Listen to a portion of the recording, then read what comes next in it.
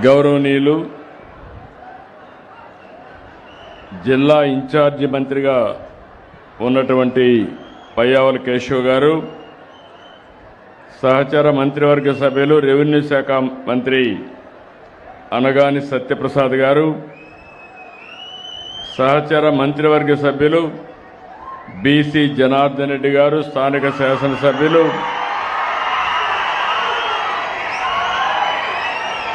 గౌరవ మంత్రివర్గ సభ్యులు ఫరూక్ గారు, గౌరవ పార్లమెంట్ సభ్యురాలు శ్రీమతి బైరెడ్డి శబరి గారు, CCLA special chief secretary Jayalakshmi గారు, కలెక్టర్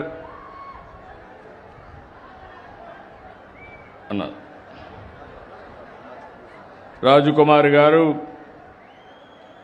నేషాలకు చుట్టినాను. బెనిఫిషియరీ ఇప్పుడే తులసమ్మ మాట్లాడింది.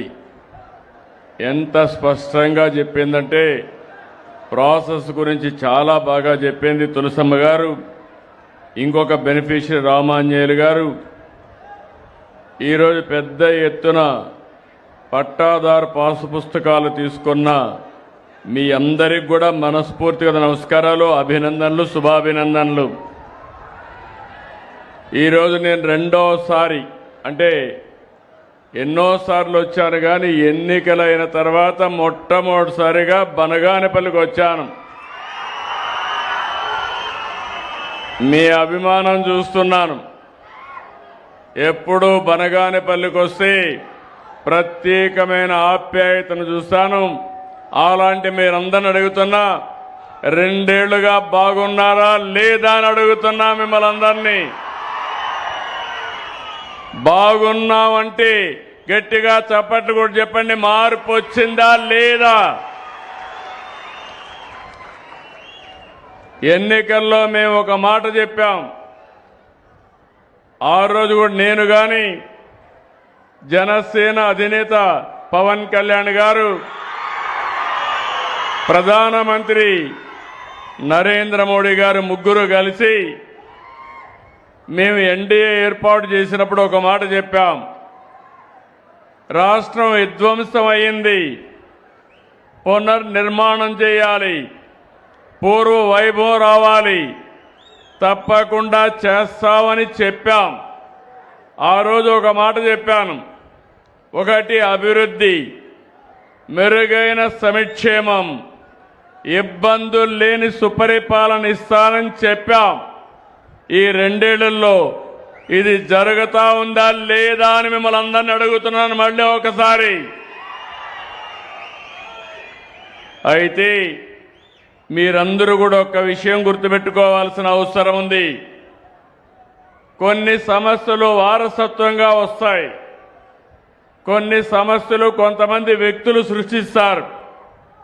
ఈరోజు ఇక్కడ చూస్తే మిమ్మల్ని అందరినీ క్షోభ పెట్టిన పెద్ద సమస్య భూ సమస్య. గత పాలకుల యొక్క పాపాలు ప్రజల పాలిట శాసాలుగా మారిపోయినాయి, ఒక శాపాలుగా మారిపోయే పరిస్థితికి వచ్చింది. లక్షల కుటుంబాలు ఈ అరాచకానికి దెబ్బతిన్నారు. నేను ఎన్నికలప్పుడు తిరిగినప్పుడు నేను చూశాను మిమ్మల్ని అందరినీ. కొత్తగా ఆ రోజు కొత్త పుస్తకం తీసుకొచ్చారు, ఒక చట్టాన్ని. ఆ చట్టం మీరు తీసుకొస్తే ఏదైతే ల్యాండ్ టైటిలింగ్ యాక్ట్, నేను ఎక్కడికి పోయినా ప్రజల్లో భయం. రెండోది, ఆ రోజు మీరు ఒక్కసారి ఆలోచిస్తే ఎక్కడికి వచ్చినా ఎవరైనా వాళ్ళు చెప్పినట్టు వినకపోయినా మీ భూమిని 22A కింద పెట్టారు. టెక్నాలజీ ఉపయోగించుకుని మిమ్మల్ని ఇబ్బంది పెట్టాలనే ఉద్దేశంతో 22A అంటే గవర్నమెంట్ భూమి. మీరు వాళ్ళకి తక్కువ ధరకు ఇవ్వకపోయినా, మీరు వాళ్ళకి సహకరించకపోయినా మీ జుట్టు వాళ్ళ చేతుల్లో పెట్టుకోవాలని ల్యాండ్ టైటిలింగ్ తీసుకురావడం, కొన్ని దిక్కళ్ళ 22A కింద పెట్టేసే పరిస్థితికి వచ్చారు. అప్పటికే కొన్ని భూముల్లో సమస్యలు ఉన్నాయి. ఇది చేసిన తర్వాత సమస్య జటిలమైంది. నేను ఇదే నియోజకవర్గంలో ఎన్నికల రోజున ల్యాండ్ టైటిలింగ్ యాక్ట్ని తగలబెట్టి వచ్చిన వెంటనే ఈ చట్టాన్ని రద్దు చేసి భూ సమస్య పరిష్కరిస్తానని ఆ రోజు హామీ ఇచ్చాను. చట్టాన్ని రద్దు చేశాం. భూ వివాదాల పరిష్కారానికి దృఢ సంకల్పంతో ముందుకు పోతున్నాం. నాకు మొట్టమొదటిసారిగా 95లోనే 94లో నేను రెవెన్యూ మంత్రిని, ఫైనాన్స్ మినిస్టర్గా అయ్యాను. అప్పుడే స్టడీ చేశాను. ఆ రోజు సమైక్య ఆంధ్రప్రదేశ్లో తెలంగాణలో కొన్ని సమస్యలు ఎక్కువ ఉండేటివి.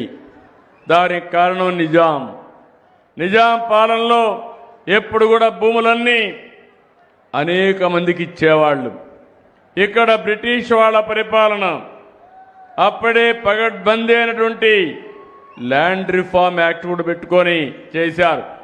మనం అందరూ కొంతమంది పెద్దవాళ్ళకి ఉండేవాళ్ళకి ఐడియా ఉంటుంది.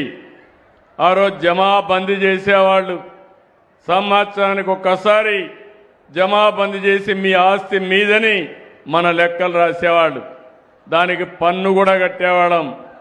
మొట్టమొదటిసారిగా ఎన్టీ రామారావు గారు ముఖ్యమంత్రి అయిన తర్వాత మన భూమి పైన పన్ను కట్టడం ఏంటి? అందుకే భూమి పన్ను రద్దు చేస్తానని రద్దు చేసిన వ్యక్తి నందమూరి తారక రామారావు గారు అని చెప్పి నేను మీకు తెలియజేస్తున్నా. ఒక్క నిమిషం పోలీసులు ఉండమ్మా పోలీసులు. ఇనమ్మా ఇనో ఇట్రా నిలబడుకో, ఇట్రా నేను మాట్లాడతాను. ఇట్రా ఇటుకి 10 మందిలో అవన్నీ చేయడం కరెక్ట్ కాదు. నీకు సమస్య ఉంటే ప్రతి ఒక్కరి సమస్య ఇంట మీది న్యాయమైతే నేను మీ దగ్గరకు వచ్చి సమస్య పరిష్కారం చేసి మళ్ళీ మీకు అండగా ఉంటా. మధ్యలో లేచి గొడవలు చేయడం కానీ లేకపోతే డిస్టర్బ్ చేయడం అనేది మన సాంప్రదాయం కాదు, కల్చర్ కాదు. ఆ విషయం గుర్తుపెట్టుకోవాల్సిన అవసరం ఉంది. ఇలాంటివి కూడా చూస్తే అవి కూడా 22A కల్పించారు. ఇలాంటివన్నీ కూడా ఇప్పుడు మనం మార్పులు చేర్పులు చేసి మీకు ఇస్తున్నాం. ఈరోజు 1971 గ్రామాల్లో రికార్డ్ ఆఫ్ రైట్స్ పూర్తి చేశాం. ఇంకో పక్కన మీరు చూస్తే ఆటో మిటేషన్ తీసుకొచ్చాం. వారసత్వంగా వచ్చిన ఆస్తుల్ని ఇప్పుడు ఆవిడ భర్త చనిపోయారు, ఆ ప్రాపర్టీ ఎవరికి రావాలి? ఆవిడకి రావాలి. దానికి కూడా ఆఫీసులు తిరిగే పరిస్థితి. ఇప్పుడు దీనిపైన ఎక్కడ తహసీల్దార్ ప్రమేయం కూడా లేకుండా 6,80,854 మంది ఆటో మిటేషన్ చేసుకునే పరిస్థితికి వచ్చారు. ఇప్పుడు టెక్నాలజీ విరివిగా వాడుతున్నాం. దీనివల్ల మీరు చూస్తే భవిష్యత్తులో ఎక్కడ కూడా అధికార యంత్రాంగంతో పని లేకుండా మీ పని మీకు జరిగే పరిస్థితి వస్తుంది. ఈరోజు మీరు ఇంకొక పక్కన మీరు చూస్తే తిరుపతి జిల్లా సెట్టిపల్లి ఎన్నో సంవత్సరాలుగా 70 ఏళ్లుగా పరిష్కారం కాని సమస్య మొన్నే పరిష్కారం చేశాం. గుంటూరు జిల్లా వట్టి చెరుకూరు 70 ఏళ్ల సమస్య, అది కూడా పరిష్కారం చేశాం. మొన్నే చిత్తూరు జిల్లా కంగుంది, అక్కడ కూడా పరిష్కారం చేశాం. ఇక్కడికి వచ్చినప్పుడు ఈ ఊర్లో కూడా ముఖ్యమైన సమస్య మొన్న నేను డోన్కు వచ్చినప్పుడు నా దృష్టి తీసుకొచ్చారు. అది కూడా వక్ఫ్ బోర్డులో ఉంది. దగ్గర 2,000 ఎకరాల భూమి, 750 మంది పైన రైతులు చాలా బాధపడ్డారు. దానికి శాశ్వత పరిష్కారం చూపించి ఈ రోజే ఏ విధంగా చేశామో ఎంఆర్ఓ ఆఫీసుకు పోయి వాళ్ళకి ఆ పట్టాలు కూడా అందజేస్తున్నా. ఇవన్నీ కూడా మీకు ఎందుకు చెప్తున్నానంటే మీరు చాలా రోజులుగా అనేక సమస్యల కోసం ఆఫీసులు చుట్టూరు తిరిగి అలసిపోయే పరిస్థితికి వచ్చారు. నేను ఆ రోజు సుపరిపాలన ఉన్నాను. చాలామంది అనుకున్నారు ఏ విధంగా చేస్తారని. ఈరోజు నేను ఒకటే చెప్తున్నా, మీ అందరికీ సంక్షేమ కార్యక్రమాలు ఇస్తానని చెప్పాను. ఎప్పుడూ ఇవ్వని సంక్షేమ కార్యక్రమాలు ఇచ్చిన ఘనత ఎన్డీఏ కూటమికే దక్కింది. మొన్న ప్రారంభమైంది మొదటిది. ఇలాంటి స్టీల్ పరిశ్రమకు రావడానికి మన దగ్గర ఐరన్ ఓర్ కూడా ఉందని చెప్పి కూడా నేను మీకు తెలియజేస్తున్నా. ఇవన్నీ చూస్తే నేను ఒకటే విజ్ఞప్తి చేస్తున్నా, ఇంతవరకు నాయకులు మాట్లాడింది ఒట్టొట్టి మాటలు.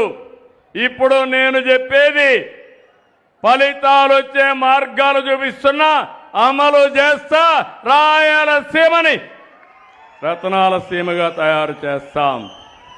ఒక్క పరిశ్రమలే కాదు, రోడ్లు మీరు చూశారు, మంచి రోడ్లు వస్తున్నాయి. ఇంకో పక్క సాగునీటి ప్రాజెక్టులు రావాలని కలలు కన్న వ్యక్తి నందమూరి తారక రామారావు గారు. ఈరోజు దాన్ని జయప్రదం చేసే శక్తి ఎన్డీఏ ప్రభుత్వాన్ని. మీరు ఒకటి గుర్తుపెట్టుకోవాలి, 2 ఏళ్లలో 20,000 కోట్ల రూపాయలు ఖర్చు పెట్టాం, 12,000 కోట్లు ఖర్చు పెట్టాం. 5 ఏళ్లలో రాయలసీమ మాట మాట్లాడే వ్యక్తి ఖర్చు పెట్టింది 2,000 కోట్లు.